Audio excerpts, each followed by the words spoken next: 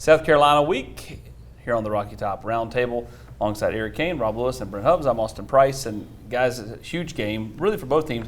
Both teams trying to avoid a second conference loss before you hit the month of October. Tennessee's trying to find their footing. They've got 3 wins, but against nobody. This would be a nice win over a South Carolina team that, again, is plenty capable. Yeah, no doubt. I mean, it's a South Carolina team that struggles on defense, but they got a lot of firepower on offense, and it's a South Carolina team that's played a better schedule than Tennessee's played. They're a more proven football team coming in this, but it's Neyland Stadium at night. Rob Lewis, all those things factor into Tennessee's favor here. I'm still surprised Tennessee is a heavy favorite the way they are. I'm surprised. What is it 12 and a half as of this taping? It started at 10 and it's gone up. I'm surprised as well. I mean, I thought Tennessee would be a favorite, double digit. I'm surprised, and I think that tells you what you're just saying. I think that's a lot of respect for Neyland Stadium, for what the environment is going to look like on Saturday night. This is one that Tennessee fans have had circled on their calendar for a long time because of what happened in Columbia last year. I think it's going to be electric Saturday night. Yeah, I think it's going to be a huge game. It's obviously a big game for Tennessee. You don't want to start SEC play 0-2, coming a couple of weeks removed from what happened to Florida. But a big challenge for Tennessee at home, of course. Dark mode uniforms and all that. And then you look at South Carolina, 2-2 on the season. It's been tested. It's played a whole lot of games. It's got a tough schedule. Remaining. A couple of big games coming up as well. So I think for both of these teams, big time. Maybe call it short of must win, but it's a big time game for both programs. I mean, given your expectations, I think it is a must win for both teams. I mean, given the expectations you had for your team. Well, I mean, Tennessee fans, I mean, if you'd have told them in the preseason you may go into this open date 3-2, I mean, there would have been a lot of disappointment if that were the case. So I think this is a must win, and for South Carolina, they don't want to drop a second conference game this early in the year with what they have left on their schedule. Perfect time to get Cooper Mays back, and he's on track to play Saturday. Helps pacing, helps tempo, and then obviously will help Joe Milton. Yeah, I mean, I think so. It should help. He's got a ton of experience. There's a reason he's a starting center, and how much can he go? How long can he go? Where is he physically? We'll have to see when you get to Saturday, but. Rob, I mean, we've heard it for 2 weeks from Josh Heupel about communication. That should tidy up your communication up front. Yeah, I would think getting Cooper back would, really help with that. I mean, you're talking about. I mean, people say, well, Ollie Lane has been in the program forever. He's not played center forever. He's played center for 6-8 weeks. I mean, Cooper's played it all his life, and he's played it in this system going into his 3rd year, and I think that's pretty significant. But you're talking about conditioning, you guys, and I wonder if that's not even kind of more of a challenge in this offense because of how many plays, how fast they're going. For an offensive lineman, you might not really think about it, but very often. But I bet that is a concern. Well, and you think about this, Eric. You go back to that first game against Virginia and that opening drive. Mm-hmm. Tennessee looked. I mean, it's the excitement of playing, but just how you've conditioned all summer. You get out there, a lot of people huffing and puffing pretty early in that game against Virginia because you got to learn to manage and control things. It's different.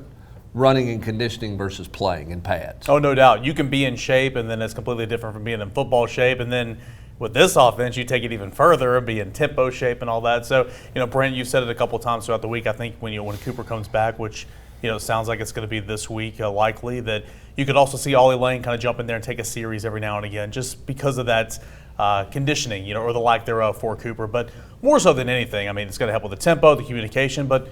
Cooper Mays is a good center. He's a pretty good center in this league. He's a 3-year starter, and I just think Tennessee's offensive line, the run game, everything else just needs that type of experience and that type of play back moving through the season. I'm fascinated to see what the run game looks like because I think that's important to get going early in this game, and because I think if you get the run game going early, I think it makes Joe's job a lot easier. And South Carolina's not been great against the run. Now, Mississippi State couldn't run it. I don't know how much they really tried to run it, but they didn't run it.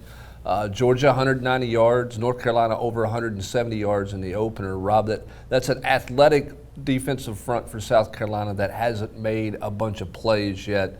But Tennessee didn't get a lot going on the ground against Florida. They didn't get any chunk plays going like we've seen in other games. Longest run at Florida was 12 yards, and I think it's a fascinating matchup and a huge matchup in the game because if you just look at it, Tennessee's the leading rushing team in the SEC by average yards. But the one game they were tested against Florida, I mean, they couldn't run it. I mean, they piled up some numbers against UTSA, Austin Peay. But in their one SEC challenge, they came up woefully short, and that's going to be a huge deal this week. So I think the jury is really out on that. And again, what's that rotation look like at running back? You talk about that one challenge on the road at Florida. It was a two-man, rotation. It was Jabari Small, and of course, it was the starter and Jalen Wright. Where does Dylan Sampson fit into this? They're going to be challenged. It's going to be an SEC opponent, and I'm intrigued to see kind of what that looks like because all three of those guys need to play. But Dylan Sampson obviously needs to be a part of this offense. Flip it to the other side. How does Tennessee slow down Spencer Rattler? Pass rush. Yeah, I mean, you got to keep him in the pocket. You got to push the pocket in the middle, but you can't let him bounce on the outside out there and go backyard playground football on you, which is what he's had to do, and he's done really successfully for South Carolina this year. He's a handful and a challenge, and his aha moment came last year against Tennessee, and he hadn't stopped yet, Eric. You think back to that 2021 season and Tennessee's defense, it felt like you just couldn't bring the quarterback down, whether it was Bryce Young or whoever. I mean, that Ole Miss game comes to mind as well. You're going to have opportunities in this game.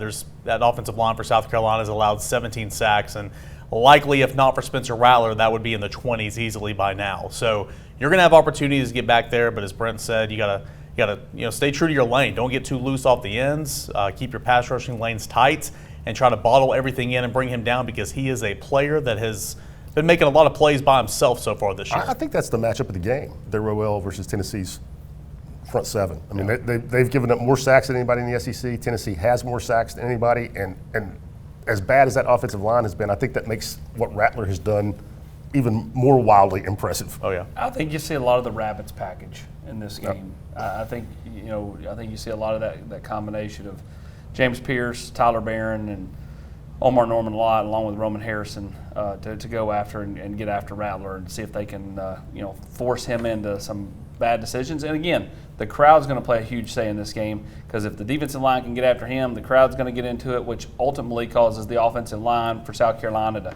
false start and this and that, and all of a sudden you're 1st and 15, 2nd and 17, 3rd and 20, and that's where Tennessee wants to have South Carolina all day. Yeah, no doubt. And I'm with you that I think you want to play that Rabbits package as much as you can. Here's my question in playing that, though, Austin. Can a guy like James Pierce, who's a young player, can he play the contain and the rush lanes and not get over-eager in there? Or do you feel like, hey, I've got to keep Tyler Barron outside. He's an experienced guy who understands contain better. Part of that's going to depend on how loose those ends play. If they get way upfield and create a lot of running lanes for Spencer Rattler, you may have to tweak a little bit what you do with your pass rush. So that'll be interesting to watch in this game early.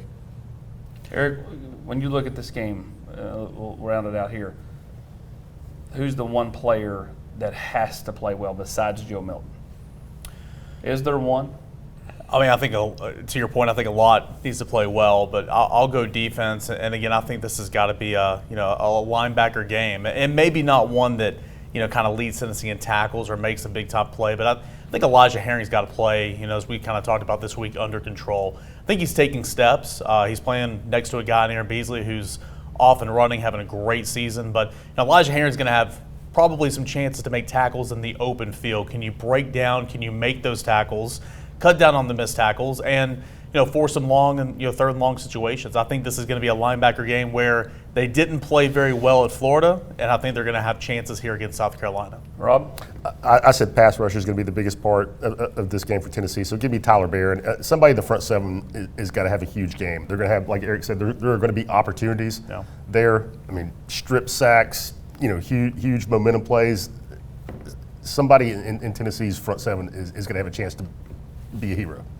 For me, it's whoever's matching up with Leggett in the secondary. Now they're going to move him around, so that's a cop-out answer, I know. But there's going to be some plays where you're going to have to run with a guy in scramble situations, and Tennessee cannot mess that up. I don't know how they're going to play coverage in the back end. They haven't played a lot of free safety or safety with center field responsibilities. They're going to have to help some back there for sure, but maybe it's the star position. I'll be curious to see where South Carolina lines Leggett up to attack Tennessee's secondary. Whoever's got that matchup's got their hands full. For me, I'm going to go all on the offensive side. I'm going to go Jalen Wright. I think Jalen Wright needs to have a really good football game. Again, I think it takes pressure off of Joe Milton and it frees him up to not have to be as perfect. And I think it just unlocks a lot of things on Tennessee's offense if they can get that running game going early and often. against the Gamecocks, that being Saturday, 7:30 over at Neyland Stadium. For Eric Kane, Rob Lewis, and Brent Hubbs, I'm Austin Price for the Rocky Top Roundtable.